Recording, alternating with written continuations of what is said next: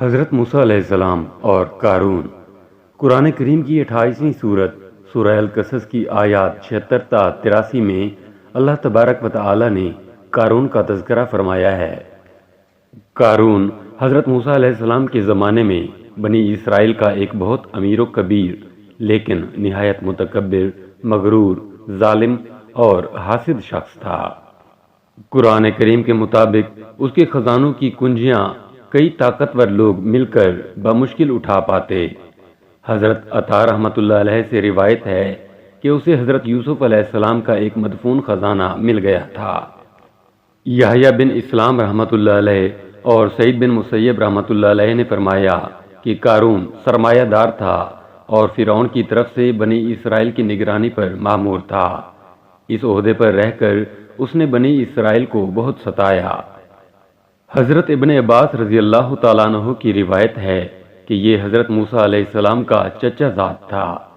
بعض روایات میں ہے کہ قارون تورات کا حافظ اور عالم تھا اور ان 70 اصحاب میں سے تھا جن کو حضرت موسیٰ علیہ السلام نے میقات کے لیے منتخب فرمایا تھا، مگر اسے اپنے علوم پر ناز و غرور پیدا ہو گیا تھا اور اسے اپنا ذاتی کمال سمجھ بیٹھا تھا۔ روح المعانی میں محمد بن اسحاق رحمۃ اللہ علیہ کی روایت سے نقل کیا گیا ہے کہ قارون تورات کا حافظ تھا اور دوسرے بنی اسرائیل سے زیادہ اسے تورات یاد تھی، مگر سامری کی طرح منافق ثابت ہوا۔ اس کی منافقت کا سبب دنیا کی جاہ و عزت کی بے جا حرص تھی۔ پورے بنی اسرائیل کی سیادت حضرت موسیٰ علیہ السلام کو حاصل تھی اور ان کے بھائی حضرت ہارون علیہ السلام ان کے وزیر اور شریک نبوت تھے۔ اس کو یہ حسد ہوا کہ میں بھی تو ان کی برادری کا بھائی اور قریبی رشتہ دار ہوں، میرا اس سیادت و قیادت میں کوئی حصہ کیوں نہیں؟ چنانچہ موسیٰ علیہ السلام سے اس کی شکایت کی۔ حضرت موسیٰ علیہ السلام نے فرمایا کہ یہ جو کچھ ہے اللہ تعالیٰ کی طرف سے ہے، مجھے اس میں کچھ دخل نہیں، مگر وہ اس پر مطمئن نہ ہوا اور حضرت موسیٰ علیہ السلام سے حسد کرنے لگا۔ فرمان الہی ہے کہ ایک روز قارون بڑی آرائش، ٹھاٹھ اور شان و شوکت کے ساتھ اپنی قوم کے سامنے نکلا۔ جو لوگ دنیا کے طالب تھے کہنے لگے، جیسا مال و متاع قارون کو ملا ہے کاش ایسا ہی ہمیں بھی ملے، یہ تو بڑا ہی صاحب نصیب ہے۔ لیکن جن لوگوں کو اللہ کا علم دیا گیا تھا اور جو صاحب ایمان تھے وہ کہنے لگے، تم پر افسوس ہے، مومنوں اور نیکوکاروں کے لیے جو ثواب اور اجر اللہ کے ہاں تیار ہے وہ اس سے کہیں زیادہ بہتر ہے اور وہ صرف صبر کرنے والوں کو ملے گا۔ قارون ایک بخیل شخص تھا جسے مال و دولت سے بے حد محبت تھی۔ وہ زکوٰۃ دیتا اور نہ اپنا مال غریبوں پر خرچ کرتا۔ حضرت موسیٰ علیہ السلام کی بار بار تنبیہ کے باوجود اس کا غرور و تکبر، بغض، حسد، بخیلی اور غریبوں سے نفرت روز بروز بڑھتی جا رہی تھی۔ بالآخر اللہ تعالیٰ نے اسے اس کے مال و دولت سمیت زمین میں دفن کر دیا۔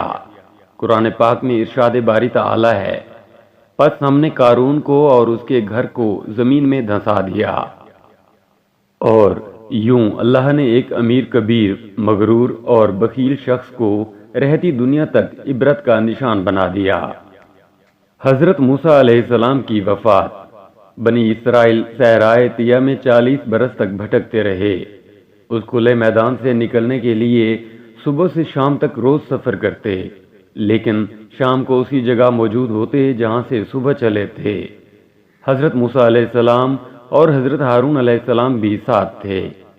ایک دن صحرائے طیہ میں ہور نامی پہاڑ پر پہنچے تو حضرت ہارون علیہ السلام کا انتقال ہو گیا اور انہیں وہیں دفن کر دیا گیا۔ 120 برس کی عمر میں حضرت موسیٰ علیہ السلام کا بھی انتقال ہو گیا۔ بنی اسرائیل کے سب لوگ بھی مر کھپ گئے۔ بنی اسرائیل کی اولاد اور حضرت یوشع بن نون علیہ السلام اور حضرت کالب علیہ السلام باقی بچ گئے۔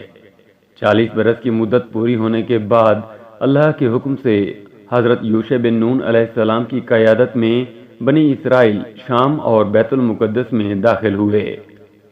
صحیح بخاری میں حضرت ابو ہریرہ رضی اللہ تعالیٰ عنہ سے مروی ہے کہ ملک الموت کو حضرت موسیٰ علیہ السلام کی طرف بھیجا گیا جب آپ علیہ السلام کے پاس پہنچے تو آپ علیہ السلام نے انہیں ایک تھپڑ رسید کر دیا۔ تو ملک الموت واپس اپنے رب کے پاس پہنچے اور عرض کیا، آپ نے مجھے ایسے بندے کے پاس بھیجا جو موت کا ارادہ نہیں رکھتے۔ اللہ تعالیٰ نے فرمایا، واپس جاؤ اور انہیں کہو کہ بیل کی پشت پر ہاتھ رکھیں، تو ان کے ہاتھ کے نیچے جتنے بال آ جائیں، ہر بال کے بدلے 1 سال زندگی ملے گی۔ تو حضرت موسیٰ علیہ السلام نے پوچھا، اے پروردگار، پھر کیا ہوگا؟ فرمایا، پھر موت ہے۔